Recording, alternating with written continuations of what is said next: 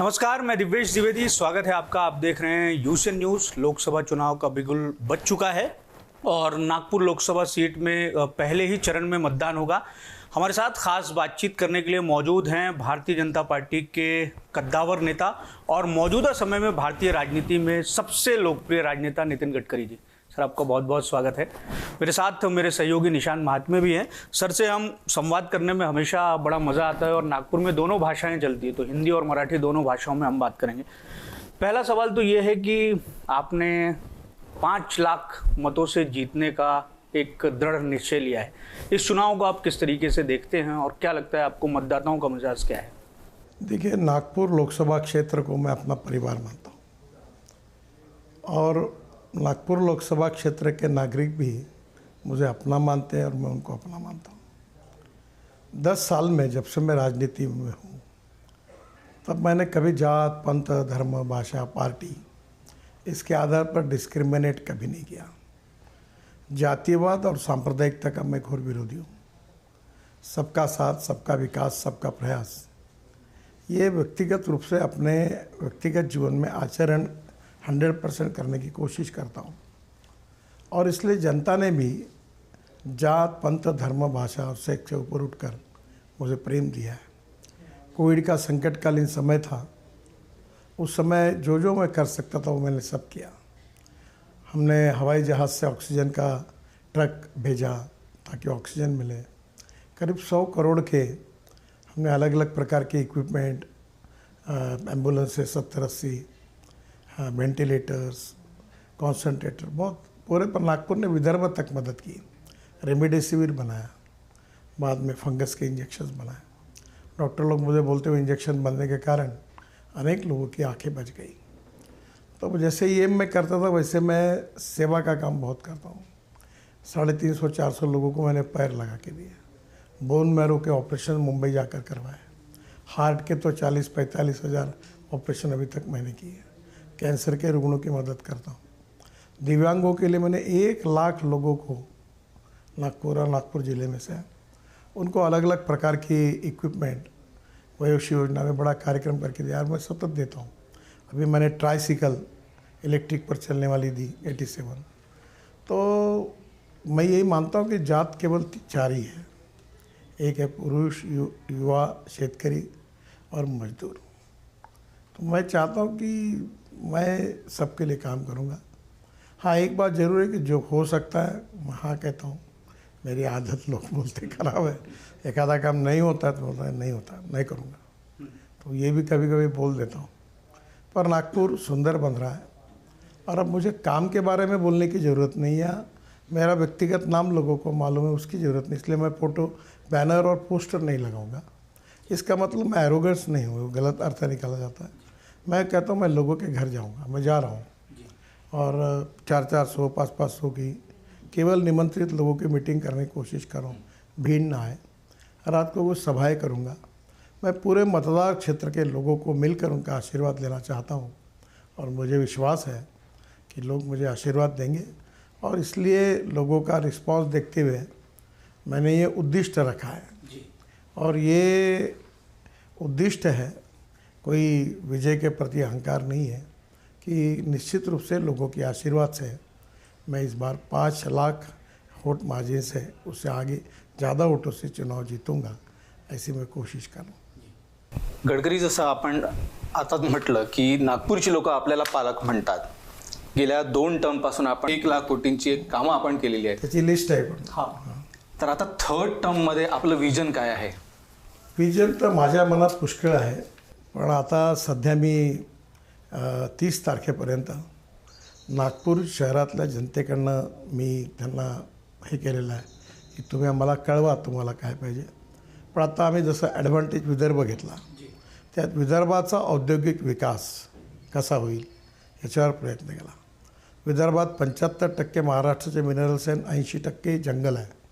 तर जंगलाच्या आधारित टुरिझम जो आहे, कारण Nagpur is tiger capital, Nagpur is 0 mile, Nagpur is now logistic capital, Nagpur is medical hub आणि आता नागपूर इज एज्युकेशनल हब। आणि या सगळ्या याच्यामध्ये नागपूर ऑरेंज सिटी आहे, हे सगळ्या नागपूरची विशेषता आहे। त्यामुळे येणाऱ्या काळात विदर्भाचाही विचार केलेला आहे आणि नागपूरच्या बाबतीतही अनेक गोष्टी मनामध्ये आहे. एक नागपूर शहरामध्ये वस्तींमध्ये गोडाऊन्स आहेत. तर आता आम्ही ड्राय पोर्ट सॅटेलाईट पोर्ट सिंधीला बांधल्याचं उद्घाटन झालं. त्याच्या बाजूला देवेंद्रजींनी 1200 कोटी रुपये दिलेत. त्याच्यातून आम्ही मोठा लॉजिस्टिक पार्क भारतातला सगळ्यात मोठा बांधतो आहे. त्यामुळे आपले सगळे फूड कॉर्पोरेशन वगैरे सगळे गोडाऊन बाहेर जातील. आरामशीस ज्या आहेत त्या शहरात होत्या. त्यांचं एक क्लस्टर, कारण त्यांचं इम्पोर्टेड लाकूड आहे, शहरात आणणं आणि नेण्यात ट्रान्सपोर्ट कॉस्ट वाढते. तिथेच त्यांनी करावं आणि लाकडाच्या बरोबर फर्निचरचं मोठं नागपूर हब बनावं असाही प्रयत्न आहे. त्याचबरोबर नागपूरचा रिंग रोड आता पूर्ण झालेला आहे आणि त्यामुळे स्वाभाविकपणे नागपूरचं ट्रॅफिक बाहेरून जातो. आता यानंतर नागपूर ते गोंदिया आणि गडचिरोली असा महाराष्ट्र सरकार समृद्धी मार्ग जोडणार आहे आणि त्या रोडच्या अनुषंगाने आपल्याला प्लॅन डेव्हलपमेंट कशी करता येईल याचाही प्रयत्न आम्ही करणार आहे. नागपूरमध्ये पिण्याची पाण्याची समस्या नाही. 2070पर्यंत नागपूरला आता पाण्याची कमी नाही आहे. तोतला डोह मागच्या वर्षी 90% जास्त भरलं. तिथे 20 तयार करून ते पाणी आपल्या पेसमध्ये येतं आणि पेसमधून पहिले कॅनॉल भरून यायचं. तर ते पाणी आता आपण पाईपलाईनने केल्यामुळे पाणी वाचलं आणि कोराडी आणि खापरखेड्याला आपण महानगरपालिकेचं जे दूषित पाणी आहे टॉयलेटचं ते शुद्ध करून 400 MLD पाणी त्यांना देतो. त्यातून 300 करोड रुपये महानगरपालिकेला मिळतात. त्यामुळे त्यांचंही रिझर्वेशन रिकामं झालं आहे. त्यामुळे रामटेक आणि मौदा तालुक्यातल्या शेतकऱ्यांनाही पाणी मिळेल आणि नागपूर शहरात पिण्याच्या पाण्याचा प्रश्न काही उद्भवणार नाही. 24/7 हे देशात पहिल्यांदी पाणी आपल्या जनतेला नागपूर शहरात 89 पाण्याच्या टाक्या बांधायच्या होत्या. 79 बांधून पूर्ण झाल्या. 8 टाक्यांचं काम सुरू आहे आणि 2 टाक्यांचं काम अजून लोकेशन मिळालेलं नाही. नागपूर शहरातली पाईपलाईन पाण्याची सगळी बदलवणं सुरू आहे. प्रेशर वाढवलं आहे आणि आता जवळपास 70 ते 75% लोकांना 24 तास पाणी मिळतं आहे. आता नागपूर शहराची जी नाग नदी आहे जिथे लोकांनी ड्रेनेज सोडलेला आहे त्या नदीवर आपण आता 2400 कोटी खर्च करतो आहे आणि नदीच्या खाली पाईपलाईनमधून ड्रेनेजचं पाणी सगळं भांडेवाडीला जाईल आणि वरतून अंबाझरीच्या तलावातून शुद्ध पाणी राहील. आणि माझं स्वप्न आहे की अंबाझरी तलावातून बोटीने निघून मला अंबाऱ्यापर्यंत जायचं आहे. तर बघूया ते कसं होईल. पण ते स्वप्न आहे, कठिन है पण असंभव नहीं है. स्वप्न तो आपके बहुत सारे हैं, उसकी पूर्तता होते हुए हम दिखाई भी दे रहे हैं, लेकिन कहीं कहीं ऐसा लगता है कि आपने जो एक विज़न बनाया है उसको आप साकार करने में थोड़ा सा कम पड़ते हुए दिखाई दे रहे हैं. उसमें आपको जिस तरीके से सपोर्ट मिलना चाहिए वो नहीं मिलता हुआ. मिहान को बहुत बेहतर तरीके से विकसित किए जाने की ज़रूरत है, आपकी सोच है, लेकिन वो कहीं ना कहीं थोड़ा सा पीछे पड़ता हुआ दिखाई देता है. एयरपोर्ट का काम हमारे रुका हुआ है. आप नागपुर को वैश्विक स्तर का लॉजिस्टिक हब बनाना चाहते हैं. आपने कई इंटरव्यूज़ में कहा कि नागपुर के ऊपर से रोज़ाना 400 विमान उड़ते हैं, तो कम से कम इंजन भरने के लिए वो नागपुर में उतरे, ऐसा आप व्यवस्था करना चाहते हैं, लेकिन एयरपोर्ट का काम रुका हुआ है. तो ये सब काम कब तक होंगे? देखिए, एयरपोर्ट का आपकी बात बिल्कुल सही है. एयरपोर्ट देवेंद्र जी जब थे तब उन्होंने अवार्ड किया था. फिर उसके बाद आए हुए सरकार ने, उद्धव ठाकरे जी ने उसको कैंसिल कर दिया. फिर वो मामला सुप्रीम कोर्ट में गया. अभी भी चीफ जस्टिस के सामने है और वो कोई भी निर्णय करे, तो रिजेक्ट करे तो हम नया टेंडर निकालेंगे, अप्रूव करे तो उसको काम देंगे. तो हम बीच में फंसे हुए. सुप्रीम कोर्ट के निर्णय में तो हम कुछ कर नहीं सकते, वेट एंड वॉच, इसके सिवा कोई हमारे हाथ में नहीं है. पर अभी एक नागपुर के लोगों की PIL हम लोग मिलकर सुप्रीम कोर्ट में डालने वाले हैं कि भाई you take any decision, you reject it और अप्रूव इट, पर डिसीजन करो. हमारे विकास इसके कारण रुका हुआ है. बाकी मिहान में जो IT कंपनी थी इंडिया की 5 टॉप मोस्ट, वो 4 आ गई है और उनका जो एक्सपेंशन प्लान है अभी तक मिहान में मेरे पास नाम सहित यादी है. 68,000 लोगों को काम मिला है और मेरा विश्वास है कि अगला साल जब पूरा होगा 1 साल के बाद, तब 1 लाख लोगों को मिहान में रोज़गार मिलेगा. मिहान में रोज़गार मिलेगा. डिफेंस सेक्टर में भी अपनी इंडस्ट्री में एक्सपांशन हो रहा है.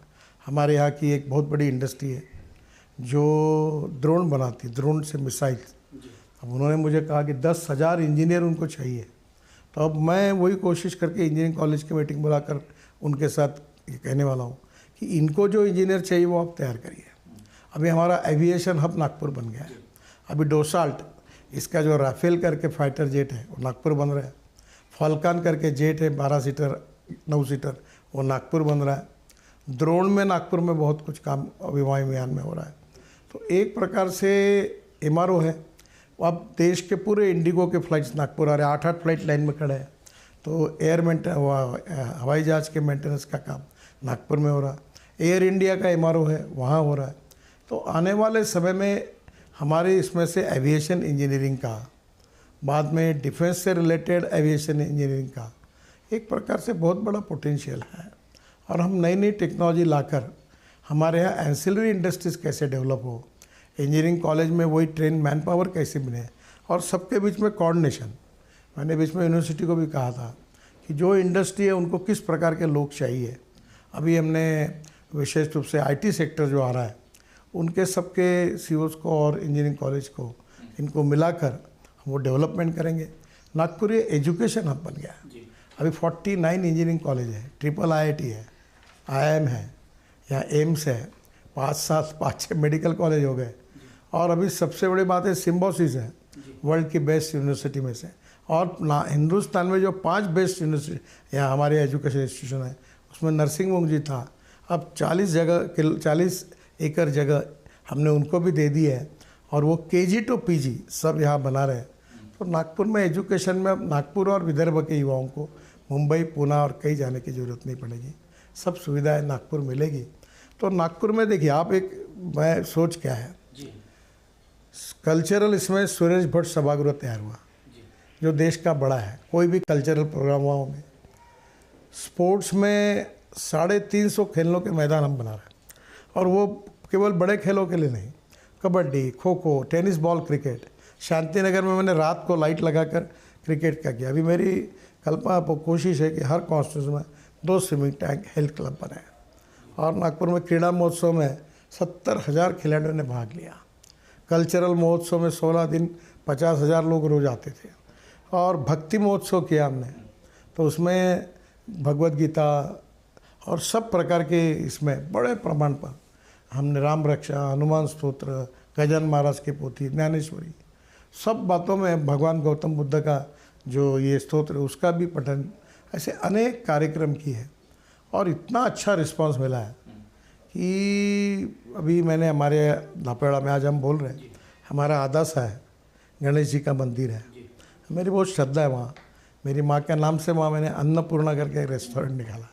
वहाँ से रोज़ अनाथ आश्रम जो है, वृद्धाश्रम, वहाँ 150 लोगों को हम लोग नाश्ता और चाय देते हैं। और अभी आधे पैसे में बेस्ट क्वालिटी का फूड मिलता है। तो मेरी इच्छा, वहाँ आदासा में इतने हमने 5,000 लोग सुबह 6 बजे इकट्ठा हुए और हमने एक सहस्त्र आवर्तन अथवा शीर्षक किए।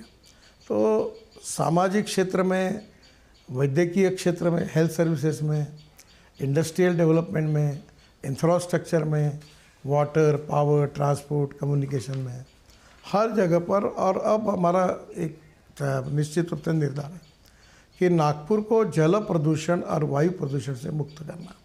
मैं अभी चुनाव प्रचार में जो गाड़ी लेके घूम रहा हूँ वो 100% इथेनॉल पर चलने वाली फ्लेक्स इंजन की, वर्ल्ड की पहली यूरो 6 इमिशन नॉर्म्स की गाड़ी है। और जो किसानों ने तैयार की हुई इथेनॉल पे चल रही है। जो मेरा सपना है कि इस देश का किसान केवल अन्नदाता नहीं, ऊर्जादाता बने। ऊर्जादाता नहीं, बिटुमिन, डांबर तैयार कर बन गया अभी। और डांबर केवल तैयार नहीं करेगा, वो हवाई ईंधन तैयार करेगा और हवाई जहाज उसके ऊपर चलेंगे। वो पूरा हुआ मुझे दिख रहा है। तो नागपुर और विदर्भ का इस सर्वांगीण उन्नति में ये कैसे हो। अभी सिंधी का ड्राईपोर्ट हुआ तो हमारा कॉटन और सूत यहाँ से पहले JNPT जाता था, JNPT से जहाज से कोलंबो जाता था और कोलंबो से ढाका जाता था। अभी मैंने यहाँ सर्विस शुरू करी है कि यहाँ से डायरेक्ट कंटेनर जाएगा कलकत्ता, हल्दिया, और हल्दिया में बार्ज में डालकर वो कंटेनर 150-200 कंटेनर जाएंगे बांग्लादेश, ढाका। तो डिस्टेंस भी कम हो गया, समय भी कम होगा और 1.5 लाख का कंटेनर 1 लाख के अंदर जाएगा। तो लॉजिस्टिक कॉस्ट कम होगी तो विदर्भ के कपास को ज़्यादा भाव मिलेगा क्योंकि हम कॉम्पिटिटिव बने। तो इस प्रकार से अब ऑरेंज में भी हम लोग, बांग्लादेश ने हमारे ऊपर 70-80% टैक्स लगा है। अब मैंने बहुत बार कोशिश कर रहा हूँ, पर ऑरेंज की पाउडर बनाना वो मेरा एक सपना है। और वो खवे में डालकर जो 8 दिन की शेल्फ लाइफ थी मदर डेयरी की ऑरेंज बर्फी की, वो 1 महीने की हो और पूरे देश और दुनिया में ऑरेंज सिटी का ऑरेंज बर्फ़ी जाए, ये भी एक प्रोजेक्ट है। तो ऐसे अनेक बातें जो मैं अभी करूँगा इसके बाद में। और अभी जो कुछ हुआ तो ट्रेलर है, अभी और ज़्यादा काम करें।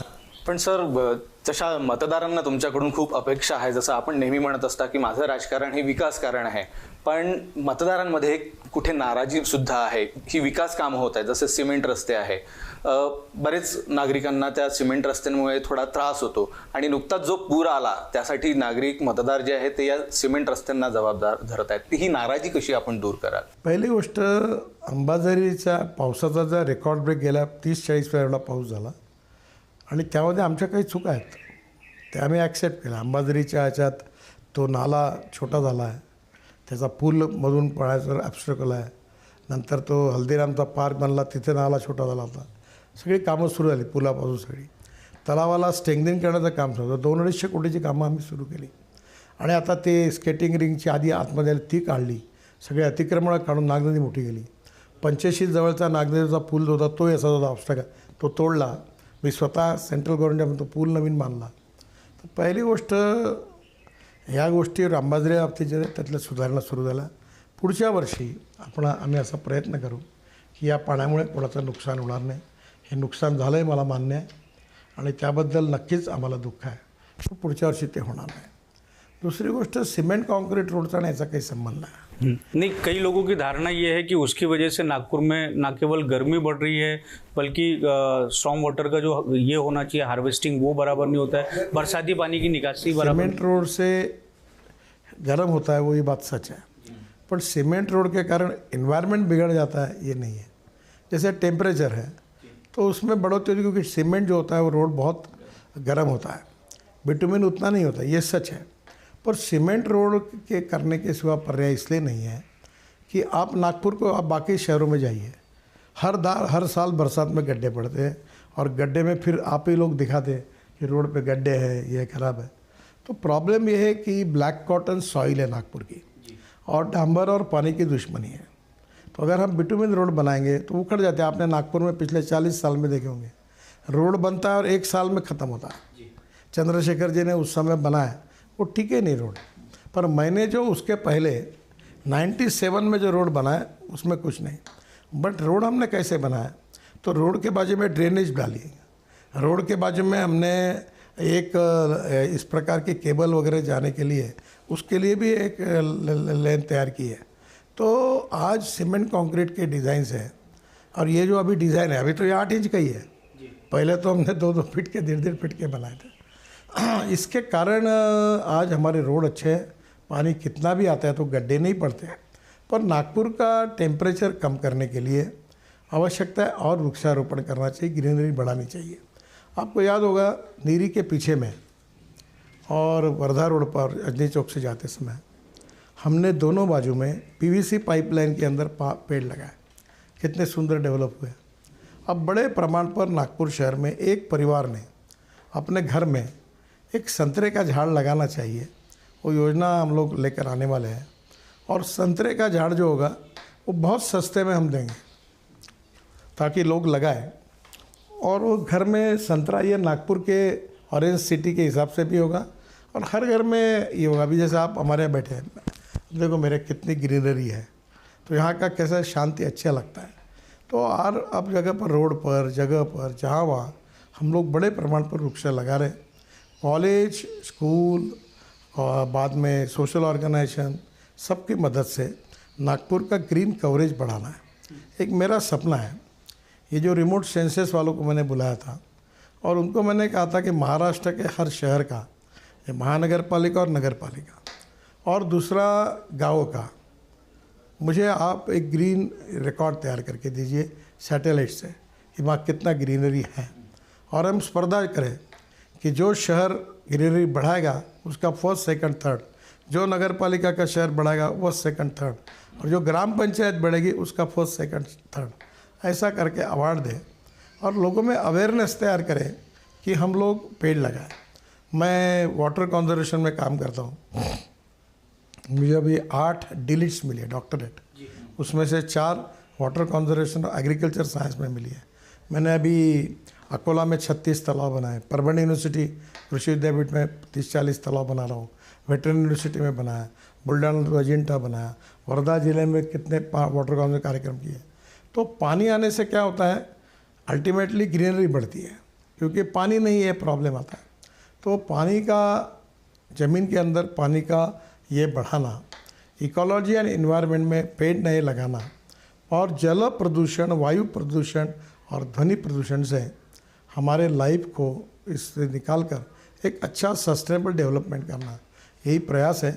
और इकोलॉजी एंड इन्वायरमेंट के बारे में मैं बड़ा पंक्चुअल हूँ, कॉशियस भी हूँ, और मैं निश्चित रूप से डेवलपमेंट होनी चाहिए but without compromise with ecology and environment, यही हमारा प्रयास है।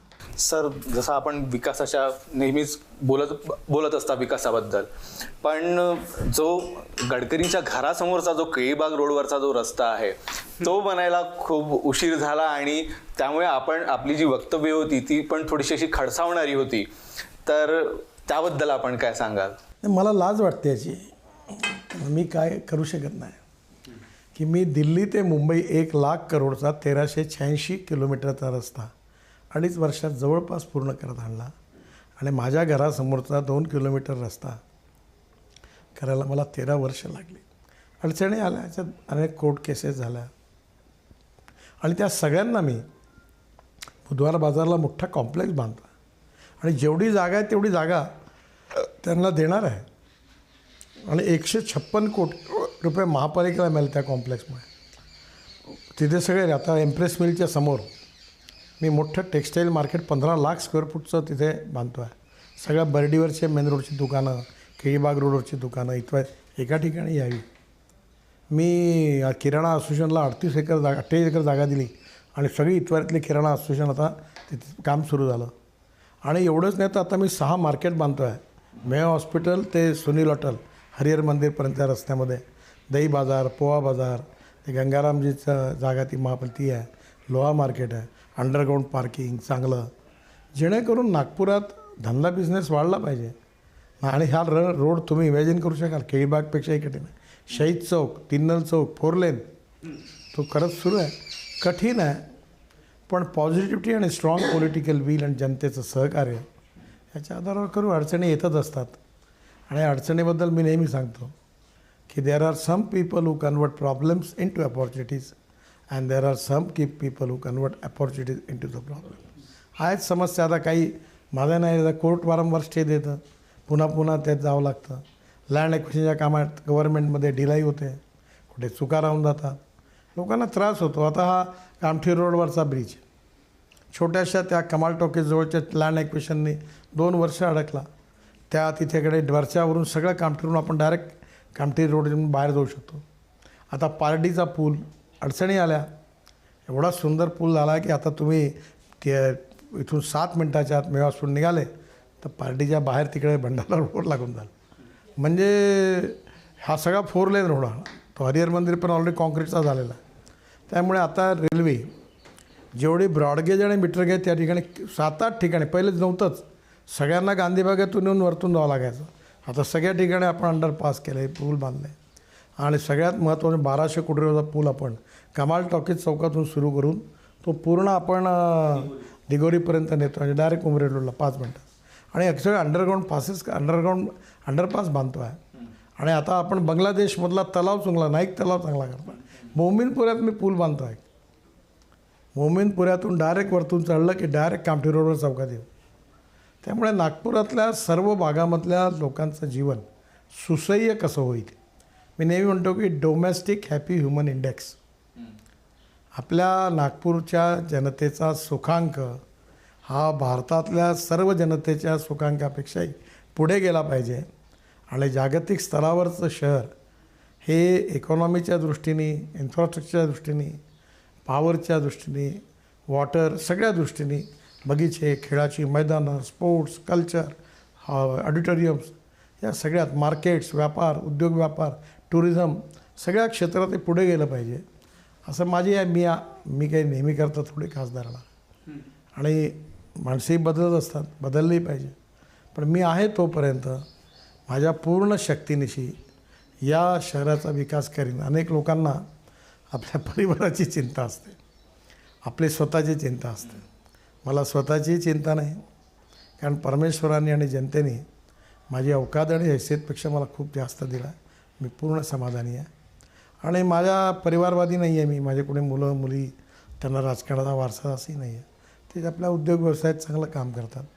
त्यामुळे आता नागपूर शहर हाच माझा परिवार. इथली जनता, प्रत्येक जनता, कोणा जात पंथ धर्म भाषेची असो, मी सगळ्यांकरता काम करेन. मी पब्लिकली सांगतो की ज्यांनी मला मत दिलं त्यांचंही काम करेन, ज्यांनी दिलं नाही त्यांचंही करेन. मी केलं कोविडच्या काळात. मी जेव्हा ताजबागला गेलो, माझा मोठा सत्कार झाला. ते म्हटलं वोटिंग के दिन आप सब कहाँ गायब हो गए थे. पण मी म्हटलं त्यांना म्हटलं चिंता करू नका, आपने मुझे वोट नहीं दिया तो भी मैं आपका काम करूँगा, आपके पीछे खड़ा रहूँगा. मी तिथे मोठं स्पोर्ट कॉम्प्लेक्स करायचा विचार आहे, हॉस्पिटल बांधायचं आहे, आता पॅरेखाना आहे, त्याचे सगळे पैसे जमा केले, तिथे अतिक्रमण काढलं, तिथलं क्रिमिनल्स होते, अफू गांजा चरस हे ठोकून काढले. सगळं आज आय बहिणी मुस्लिम समाजाला रात्री 12 फिरू शकतात. मी याच्यात गुंडा क्रिमिनल हा क्रिमिनल, त्याला जात पंथ धर्मभाषा नाही. गरीब हा गरीब, त्याला जात पंथ धर्मभाषा नाही. गॅसचं सिलेंडर ज्या भावात मुसलमानाला मिळतं त्याच भावात हिंदूला मिळतं. पेट्रोल डिझेलचे असंच आहे. त्याच्यामुळे आपण या जातीयवाद, सांप्रदायिकता, उच्च निचतेचे भाव, अस्पृश्यता या सगळं दूर व्हायला पाहिजे. आता मला कालच काही लोक भाषणात बोलतात हे संविधान बदलणार. कधीही बाबासाहेब आंबेडकरांनी दिलेलं संविधान बदलवण्याचा प्रश्नच उद्भवत नाही. उलट संविधान 80 वेळा तोडायचं पाप झालं ते काँग्रेसच्या राज्यात. पण मुद्दाम म्हणून बाबासाहेबांचं संविधान बदलवणार, आम्ही जातीवादी आहोत, सांप्रदायिकता आहोत, असा जर काढवण्याचा प्रयत्न होते. लोक जवळ आले, ज्यांनी अनुभव घेतला, ज्यांना माहीत झालं, त्यांच्या मनात कुठलाही गैरसमज नाही आहे. त्यामुळे आम्ही याच प्रकाराने काम करत राहू. अभी केलीबाग रोड का जिक्र सहयोगी ने किया और जिस तरीके से आपने बातें बताई उसका जिक्र हुआ, लेकिन सोशल मीडिया में हम देखते हैं कि आप जिस तरीके से खुले मन से बातें करते हैं वैसी बातें भाजपा के नेता या कोई नेता करता हुआ दिखाई नहीं देता. बहुत संकुचित होकर और संभल के बोलते हैं, लेकिन आप अलग ही अंदाज में बिल्कुल बात करते हैं और लोगों को बहुत ज़्यादा पसंद भी आता है और आपकी बातें पसंद भी बहुत करते हैं. सही लगता है उसको मैं हाँ कहता हूँ, जो मुझे नहीं लगता उसको नहीं कहता हूँ. जो गलती हुई है, जो आपने आप जैसे बताया एयरपोर्ट का, मैंने मान्य किया है, मुझे भी व्यथा है, पर मेरे हाथ में नहीं है. तो मैं जो सच्चाई है उसको स्वीकार करता हूँ. और मैं आज आपको आश्चर्य लगे, मैं पॉलिटिशियन हूँ, पर मैं खुद को राजनीतिज्ञ नहीं कहता. मैं मानता हूँ politics is the instrument of socio economic reform. अगर आप मेरा बारकाई से स्टडी करोगे 10 साल में, तो मेरा 80% एनर्जी 1 लाख लोगों को चश्मे बांटे, 25,000 कैटरेक्ट के ऑपरेशंस किए, दिव्यांगों के लिए पार्क किया. आप ज़रूर देखने के लिए जाइए. वहाँ टच थेरेपी है, स्मेल थेरेपी है, साउंड थेरेपी है, ब्रेन लिपि है. तो मुझे लगता है कि मैं जो दलित है, पीड़ित है, शोषित है, दिव्यांग है, उनके लिए काम करूँ. अभी मैं स्मार्ट विलेज बना रहा हूँ, तो मेरे कॉन्स्टिट्यूशन में नहीं है. मैं सबसे ज़्यादा किसानों में काम करता हूँ. 30 करोड़ साल का घाटा होता है. विदर्भ में शुगर मिल चलाने का काम करता हूँ. वो इसीलिए कि ये यहाँ का विकास कैसे हो, यहाँ के लोगों को रोज़गार कैसे मिले, यहाँ की गरीबी दूर कैसे हो, गाँवों का विकास कैसे हो. नागपुर का तो मेरी जिम्मेदारी है, पर बाकी जगह आप देश में अरुणाचल में जाइए, कश्मीर में जाइए, कहीं भी जाइए. अभी हमारे कल मुझे पहले लोग गए थे कश्मीर में, तो ढाबे में गए, तो उसने पूछा कहाँ से हो, बोले नागपुर से. पूरा खाना खाने के बाद बोला साहब पैसा नहीं लूँगा आपसे, आप नितिन गडकरी जी के गाँव के. तो जो काम हुआ, अभी अरुणाचल में टैक्सी वाले ने पैसे नहीं लोगों से. तो ये जो लोगों का प्रेम मिला है, तो ये तो सब यही मुझे लगता है राजनीतिक पूंजी होती है. ऐसे संयोग तो नागपुर के कई पत्रकारों का भी है, एक अनुभव तो मेरा भी है. मैं संयोग से दिल्ली गया और पुराने महाराष्ट्र भवन के बगल में एक परचून वाले की दुकान थी, उसके पास में गया. उसने पूछा कि आप कहाँ से, तो मैंने बोला कि नागपुर से. तो बोले गडकरी साहब के शहर से. तो इस तरीके से हमारा शहर प्रसिद्ध हो रहा है. लेकिन आपसे सवाल एक ऐसा है कि आप जिस आइडियोलॉजी को बिलोंग करते हैं, आप आरएसएस से आते हैं, भारतीय जनता पार्टी से आते हैं, देश में ऐसे बहुत सारे लोग हैं जिस आइडियोलॉजी को एक्सेप्ट नहीं करते हैं, लेकिन आपके नाम पे सब कुछ एक्सेप्ट हो जाता है. नागपुर में बातें हो रही हैं कि गडकरी साहब को बिन विरोध चुन के लाना चाहिए. देखो, मैं संघ का स्वयंसेवक हूँ और विद्यार्थी परिषद का कार्यकर्ता हूँ. वो सामान्य व्यक्ति हूँ. मैं बहुत विद्वान हूँ, मैं बहुत कुछ काम किया, ऐसा मेरा दावा है। पर मेरे व्यक्तित्व में जो अच्छे गुण आए हैं उसमें मेरी माँ के संस्कार और संघ और विद्यार्थी परिषद संस्कार महत्वपूर्ण है। अगर मैं अच्छा हूँ तो संघ अच्छा है, और मैं बुरा हूँ तो संघ बुरा है। जो जो बातें मैं करता हूँ, वो जो सिखाई वही करता हूँ। संघ में जातिवाद नहीं, सांप्रदायिकता नहीं, पर संघ का दुर्भाग्य ऐसा है, image versus reality and ground reality versus perception. तो प्रॉब्लम वही है। पर कोई नज़दीक जाए और देखे, अगर किसी ने कहा एक समय मेरा वजन 135 किलो था, तो कोई कहता हूँ ये बहुत मोटा आदमी है, पर मैं था। आज मैं 90 किलो का हूँ। तुम जब मुझे मिलोगे तो तुमको ध्यान में आया कि मैं सही में कितना जाड़ा हूँ, तुम लोग पतला हो। तो लोगों ने जाके हर चीज़ में मत बनाने के पहले उसका अध्ययन करना चाहिए। किसी के कहने पर मत नहीं बना। जब कन्विंस करने की क्षमता ख़त्म होती है तो कन्फ्यूज करने की शुरू होती है। हाँ, इसके बाद में भी कुछ मतभिन्नता हो सकती है। अभी बर्धन साहब नागपुर के थे, मेरे आइकॉनिक लीडर थे। मैं अध्यक्ष बनने के बाद बीजेपी का, ये कितनी बड़ी बात है, इसकी कितनी न्यूज़ उल्टी तिल्टी आई। मैं कम्युनिस्ट पार्टी के कार्यालय में उनको जाकर पैर छुए और उनका आशीर्वाद लिया। तो कम्युनिस्ट और संघ में तो कई कॉमन यही नहीं है, पर वो बड़े थे, ईमानदार थे, कर्मठ थे। उनके विचारों से मतभिन्नता हो सकती, पर व्यक्तित्व के बड़े धनी थे। ऐसे अनेक लोग हैं और मैं अपने जीवन में उनको मानता हूँ। अभी मुझे वोट नहीं देने वाले भी कोई ऐसे लोग होते तो उनका आदर करता हूँ, उनका सम्मान करता हूँ। और मैं लोगों को यही कहता हूँ कि 75% वोटिंग होनी चाहिए। ये आपका फंडामेंटल राइट है। अगर आपको मुझे वोट नहीं देना है तो भी वोटिंग को जाओ, अपने अधिकार को बजाओ। तो ये बहुत ही साफ रूप से मैं अपनी बातों को कहता हूँ। हाँ, एक बात है, कभी मेरी साफ बातों से मैं झूठ नहीं बताता। झूठे आश्वासन मैंने दिए नहीं, जिसके कारण मेरे मित्रों ने, सब ने मुझे सलाह कि ऐसा करो। तुम नहीं क्यों बोलते हो? देखता हूँ करके बोलो ना। मैं देखता हूँ, तुम देखता हूँ, मतलब क्या देखता हूँ? जो होने वाला नहीं, क्या देखूँगा मैं? ये फालतू लफड़ा नहीं। नो, ये होता है, ये नहीं होता है। और हाँ कहा तो ताकत लगा के कहता हूँ, पहुँचा के काम कराता हूँ। अब कभी कभी मेरे हाथ में सब चीज़ ऐसा भी नहीं होता, पर झूठ बोलना, लोगों को झूठी बातें करना, लोगों को गुमराह करना, मैंने अपने 50 साल के जीवन में नहीं किया। सादगीपूर्ण जीवन का मुझे जॉर्ज फर्नांडिस के साथ जब मैं था, मुझे एहसास हुआ इतना बड़ा आदमी, इतना कर्मठ, संघर्षशील, और कोई उसका डिफेंस मंत्री था, एक भी आदमी, एक पुलिस वाला उसके साथ था। और हम लोग, मैं उनके साथ मुंबई गया। तब से मैंने तय किया एयरपोर्ट पर मेरे स्वागत के लिए कोई आएगा नहीं, कुत्ता भी नहीं आएगा, ऐसा मैंने कहा था। अब आजकल कुत्ता आने लगा क्योंकि मैं Z+ में हूँ, वो पहले राउंड लगाता है। तो मैं बता, ये झूठी बातें बंद करो, हार मत डालो। पोस्टर मैंने आज तक, आप बिलीव नहीं करोगे, मैंने अपने पैसे से कोई पोस्टर बैनर नहीं लगाया और लगाना भी नहीं मेरे को। मैंने इस बार चुनाव में कहा इलेक्शन मैनेजमेंट नहीं करना। हाँ, जो रोटी भाजी खाना आनंद से खाओ पियो, मैं न पिलाऊंगा न फालतू लफड़े करूँगा। मैं तुम्हारे लिए काम करूँगा। मुझे इलेक्शन में किसी को लगता है कि वे करो वो करो, मुझे नहीं करना है।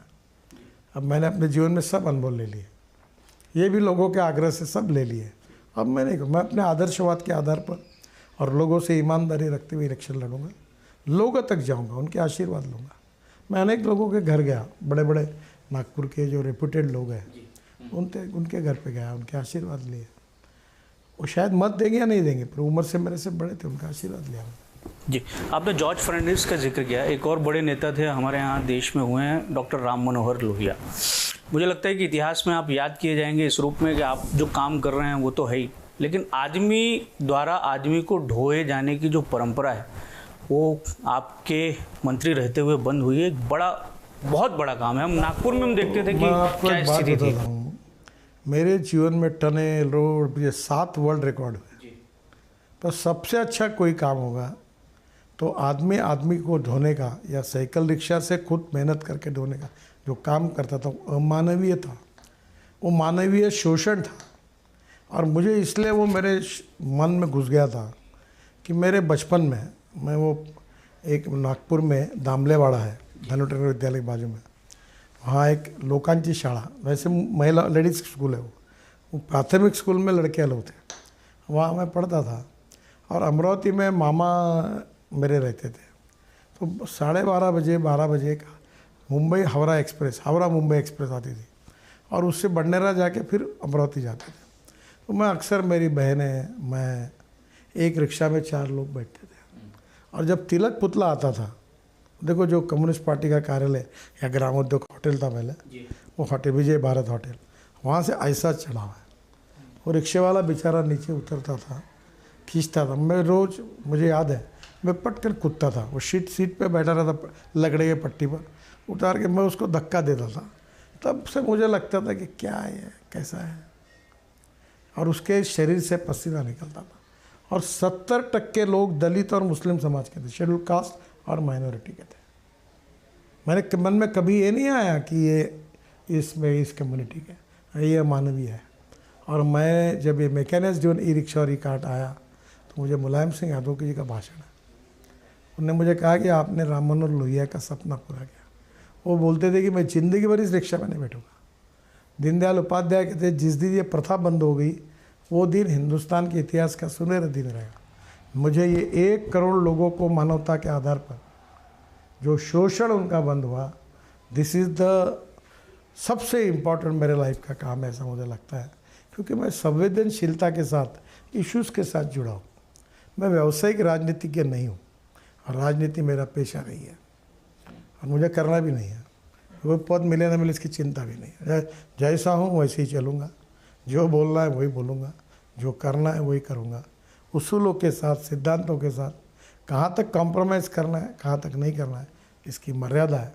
और समाज जीवन में, समाज के लिए, गरीब के लिए, शोषित पीड़ित व्यक्ति के लिए जो आखिरी पायदान पर खड़ा है, जो दलित है, पीड़ित है, शोषित है, दिव्यांग है, उसके जीवन को बदलने की मैं कोशिश करूँगा। देखो मुझे आप ये बात, मैं अभी चुनाव के टाइम में इसलिए उसको अन्यथा मतलब, पर मैं अभी तो ये साल भर करते 5 साल 10 साल कर रहा हूँ। जब मैं वो लड़कों को ट्राइसाइकिल दी, वो टोपी पहना एक मुस्लिम था, मैक्सिमम दलित और मुस्लिम समाज के थे, तो मैं उनको बोलता था, जब देता उसके चेहरे पे हाथ से मेरा हाथ पकड़ लिया है वो वीडियो, उसके मन में इतनी खुशी थी। तो मैंने मन में सबको बाजू में कहा कि मेरे लाइफ में मुझे सबसे बड़ा आनंद मिल गया। तो मैं इस गरीबों की, शोषित पीड़ितों की खुशी में सस्टेनेबल उनका जीवन बदले, दिव्यांगों का, इसके लिए मैं कोशिश करना चाहता हूँ। मुझे मालूम है कि आसमान फटा हुआ है और मेरी औकात भी नहीं सब कुछ करने की, पर मेरी क्षमता से जितना मैं कुछ कर सकता हूँ उतना करने की मैं कोशिश करते रहूँगा जब तक मैं जिंदा हूँ, चाहे पद पे हूँ या नहीं हूँ। ये मैं करता। अभी गढ़चिरौली ज़िले में मैं एकल विद्यालय का ट्रस्ट चलाता हूँ। अब हमारी 1800 स्कूलें हो गई, हमारे 1400 टीचर हैं और मैं 22 साल से वो काम कर रहा हूँ। मानकर जी का डेथ होने के बाद अरविंद शाहवर्ग और मैं और विलास फडणवीस तो हमारे संघ के थे, उन्होंने कहा कि हमने कुछ करना चाहिए तो शुरू किया। आज भी हम कर रहे हैं। 18,000 बच्चे हमारे स्कूल में पढ़ते हैं। तो गढ़चिरौली, सिरोंचा, एटापल्ली, अहेरी, मेड़घाट, जहाँ जा नहीं पाते वहाँ स्कूल चलाते। अभी हमारे डॉक्टर है यहाँ कान और इसके गढ़चिरौली में नहीं, नागपूर के डॉक्टर धर्मपेठ के कानावर आपल्याकडे येतात, वो सब 25-30 डॉक्टर जाकर वहाँ ऑपरेशन करते हैं। मैंने उनको गवर्नमेंट गेस्ट हाउस में ऑपरेशन की व्यवस्था करके दी। सर, जसं निवडणूक म्हटलं तर विरोधी पक्ष आला आणि विरोधी पक्षाचा उमेदवार देखील आला। सध्याचा जो काँग्रेसचा उमेदवार आहे विकास ठाकरे, हे देखील आपल्याला मानतात, पण त्यांचं मध्ये एक वक्तव्य होतं, जसं आपण म्हटलं होतं की मी जास्त प्रचार करणार नाही, तर त्यांनी असं म्हटलं होतं की पक्ष बॅकफूटवर गेलाय का, असं, तर त्यावर आपण काय म्हणणार? आणि विकास ठाकरे हा माझा अतिशय उत्तम चांगला मित्र आहे, मी त्याच्या विरुद्ध काही बोलणार नाही। आणि कोणी ना कोणी उभंच राहायला पाहिजे ना, त्याच्या पार्टीने त्याला उभं केलं, त्यात काही गैर नाही आणि उभं राहण्याचा त्याचा अधिकार आहे। मला त्याचा फोन आला होता, मी त्याला शुभेच्छा दिल्या आणि तुमच्या मार्फतही त्याला शुभेच्छा देतो। और प्रत्येकाला लढण्याचा अधिकार आहे, तो नाही तर अजून कोणी लढला असता। पर वो आपको मानते भी बहुत हैं और उन्होंने कहा है कि वो चुनाव लड़ रहे हैं और लोकतंत्र को बचाने के लिए लड़ रहे हैं। और एक जो आपका बयान था कि आपने 10 साल में जो कुछ नागपुर में किया है, तो उनका ये कहना था कि वो उनको मौका मिला है इसलिए वो कर पाए, कोई और रहता वो भी करता। देखिए, पहली बात, वो कुछ भी कहे, चुनाव का टाइम है, उसको कुछ कहना ही पड़ेगा, नहीं कहेगा तो लोग बोलेंगे गडकरी का डमी उम्मीदवार। और वो बेसिकली बहुत अच्छा व्यक्ति है, अच्छा कार्य करता है, अच्छा काम करता है और मैं दिल से उसको शुभेच्छा देता हूँ। मैं उसके खिलाफ एक भी शब्द नहीं बोलूँगा। आपने इस बार जो चुनाव आप लड़ने जा रहे हैं, पार्टी ने घोषणा पत्र पर राय मांगी है जनता की, इसके पीछे की संकल्पना क्या है? और देखिए, लोगों से अच्छे अच्छे सुझाव आते हैं। अभी मैं ऊपर बैठा था, एक नया इक्विपमेंट तैयार हुआ है इलेक्ट्रॉनिक, उसको चक्के है और अभी मेरे यहाँ उसका प्रात्यक्षिक हो रहा है। वो स्प्रेइंग भी करता है, कटाई भी करता है और ये निंदाई खुपाई भी करता है। तो मैंने आज ही मेरे पत्नी को कहा कि क्या ये जिस दिन हम लोग ये करेंगे तो उस दिन गांव के लोगों को बुलाकर दिखाइए। अभी मेरे यहाँ गन्ना है, हमारा रिकॉर्ड हुआ है 85 टन एकड़ में गन्ना हुआ। अभी मेरे को 2,60,000 के 1 एकड़ में ये तरबूज हुए, लाल वाले तरबूज हुए। तो मगर मेरे यहाँ कोई अच्छी चीज़ जम रही, अभी 1 एकड़ में 11 क्विंटल सोयाबीन हुआ, अवार्ड मिला। मैं ऑर्गेनिक फर्टिलाइज़र यूज़ करता हूँ, अभी मैं ग्रीन हाउस बना रहा हूँ। तो मेरा हर समय जो मैं कुछ अलग कर रहा हूँ जिससे मुझे फ़ायदा मिला, वो बाकी लोगों को हो, उनको भी बुलाओ, बताओ उनको। तो ऐसे भी मैं बहुत जगह पे, और मेरा एक्चुअली सही बताओ तो मेरी रुचि वही है। अब मैं थोड़ा ऐसा कुछ बोलता हूँ तुरंत गडकरी राजनीति से निवृत्त होने वाले, उल्टे तिल्टे। आपके बयानों की हेडलाइंस भी बहुत बनती है और सीधे मोदी जी से उससे टकराव के तौर पर पेश किया जाता है। पत्रकार जिनकी हिम्मत नहीं उन मोदी के खिलाफ लिखने की, वो मेरा उपयोग करते हैं। मैं उनको बोलता तुम तुम्हारा करना है तो गोली मारो ना, मेरे कंधे पे रख के क्यों मारते हो? मैंने ऐसा कभी कहा नहीं। देखो, मेरी रुचि 80% से ज़्यादा सामाजिक सेवा और सोशल वर्क में है और मैं ये मानता हूँ कि we need to redefine the definition of politics. ये मेरा कन्विक्शन है। और राजकारण यानी सत्ता कारण नहीं, राजकारण यानी समाज कारण, विकास कारण। और सही में एक प्रकार से राजनीति ने लोक नीति और धर्म नीति है। मैं उस राजनीति को फॉलो करता हूँ। महात्मा गांधी जी ने देश के खिलाफ जो आंदोलन, देश को स्वाधीनता मिलेगी, वो भी राजकारण था, वो राष्ट्रकारण था। ये जो चल रहा है चुनावी माहौल पे सब कुछ बातें, ये सब ने मिलकर हमने इसको गुणात्मक सुधार करना चाहिए। लोकतंत्र को मीडिया, जुडिशरी, एग्जीक्यूटिव और लेजिस्लेटिव, 4 पैरों पर हमारा ये खड़ा है लोकतंत्र। अगर चारों लोग अच्छा काम करेंगे तो लोकतंत्र में गुणात्मक परिवर्तन होगा। और वर्ल्ड की सबसे बड़ी डेमोक्रेसी हम है और सब ने अपने अधिकार, कर्तव्य और जिम्मेदारी को जानते हैं।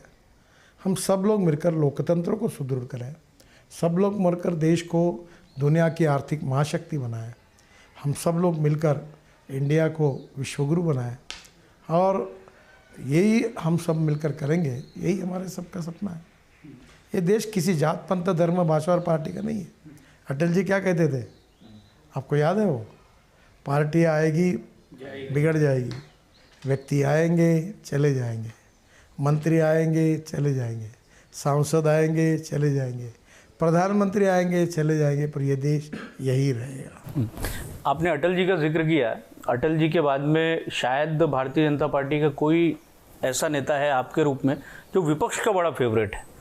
और मतलब आप चॉकलेट खाते हैं शरीर की शक्कर को मेंटेन करने के लिए, लेकिन कई लोगों के मन में ये सवाल है कि विपक्षी नेताओं को आप ऐसी कौन सी गोली देते हैं कि सब गडकरी जी का नाम ही लेते हैं और कोई विरोध में नहीं बोलता है। नेचुरल व्यक्तित्व है जैसा, जो मुझे 25-30 साल से जानते हैं, ऐसा ही है। एक आधे को मुझे अगर काम नहीं हुआ और भोसड़ना है उसको, तो वो भी मैं बिना संकोच ठोकता हूँ। अब बोल नहीं सकता आपके सामने मैं क्या क्या बोलता हूँ, मैंने कैसी धज्जियाँ उड़ाई। आपके चर्चे बड़े प्रसिद्ध हैं। पता चलेगा। मैं तो बोलता हूँ साले जो व्यवस्था न्याय नहीं उसको उगाड़ के फेंको, थोड़ा सा पब्लिक का कल्याण होना चाहिए। नहीं, पर as a Bharatiya Janata party के नेता के तौर पर आपको क्या लगता है कि जब आप ये देखते होंगे कि विपक्ष के इतने बड़े नेता हैं, जिस पार्टी से आप बिलोंग करते हैं उसको लेके कहीं ना कहीं उनके मन में कटुता है, लेकिन आपको लेके एक बड़ा सम्मान का भाव है। संसद में सोनिया गांधी, राहुल गांधी, विपक्ष के सारे बड़े नेता, कोई मतलब आपके बारे में एक शब्द भी बुरा नहीं कहता है और सबको बड़ी अपेक्षाएं हैं अपने अपने क्षेत्रों के विकास कामों को लेके। देखिए, मोदी जी ने कहा है सबका साथ, सबका प्रयास, सबका विकास, वही तो मैं कर रहा हूँ। मैं उसमें राजनीति नहीं करता। पण यातूनच एक, जसं आम्ही नाही म्हणत आहे पण मतदार म्हणत आहेत की गडकरी कधी पंतप्रधान होतील काय? हाँ, इस बार चुनाव होगा, मेजोरिटी मिलेगी और मोदी जी प्रधानमंत्री होंगे। मैं ना प्रधानमंत्री की अभिलाषा और महत्वाकांक्षा रखता हूँ। देखो, मुझे 1 सेकंड में नींद आती है। मैं अक्सर लोगों को एक सक्सेस का मंत्र बताता हूँ। जो भविष्य की चिंता करता है वो अस्वस्थ रहता है। मैंने एक बार भाषण दिया था राजस्थान की विधानसभा में कि राजनीति ये दुखी आत्माओं का सागर है, क्योंकि जिसको जो मिला उसको वो समाधानी होता ही नहीं। मैं समाधानी हूँ, जहाँ हूँ जब तक रहूँगा समाज के लिए काम करूँगा, यही मेरी इच्छा है। एक आपसे सवाल ऐसा है कि अब चुनाव की शुरुआत हो गई है, मतदाताओं से आपकी क्या अपील है? और मान लीजिए कि अगर 3rd टर्म में आपको मौका मिलता है, वो तो उसकी संभावना ये बहुत कम ही है कि आपको मौका ना मिले, फिर भी आपके लिए क्या विज़न है कि आप अपने शहर के लिए किस तरीके से एक विज़न रखते हैं? मैं इस शहर को सर्वांगीण रूप से ना हिंदुस्तान का पहले क्रमांक का सुंदर, स्वच्छ, प्रदूषण मुक्त और इकोनॉमी के हिसाब से, डेवलपमेंट के हिसाब से सबसे आदर्श और अच्छा शहर बनाने की कोशिश करूँगा। एक और चलते चलते आपसे ये सवाल है कि मतलब सवाल नहीं है, आपके बारे में जो बातें होती हैं उसको लेके है कि ये भी कहा गया कि पहली लिस्ट में जब आपका नाम नहीं आया तो कई लोगों ने बड़ी बड़ी बातें कही भारतीय जनता पार्टी को लेके कि गडकरी जैसे व्यक्ति की जो इतने प्रसिद्ध हैं उनका नाम पहले लिस्ट में नहीं आया, क्या कुछ गड़बड़ है क्या? नहीं, पहली बार ऐसी पद्धति होती है कि पार्लियामेंट्री बोर्ड के सामने स्टेट के अध्यक्ष और उनकी टीम आती है। उत्तर प्रदेश, मध्य प्रदेश और गुजरात तीनों मीटिंग हुई और तीनों राज्यों के जो उम्मीदवार हैं उस पर चर्चा हुई। और योगा आयोग से गुजरात से अमित भाई और मोदी जी थे, और फिर उत्तर प्रदेश से हमारे राजनाथ सिंह और प्रधानमंत्री भी वहीं से वाराणसी से खड़े हो रहे हैं। मध्य प्रदेश के जो थे वो आए, तो वो लिस्ट में आया। जब महाराष्ट्र की चर्चा हुई तो उसमें मेरा नाम आया। उसमें ऐसा कोई संबंध नहीं था, पर लोगों ने उसको चलाया।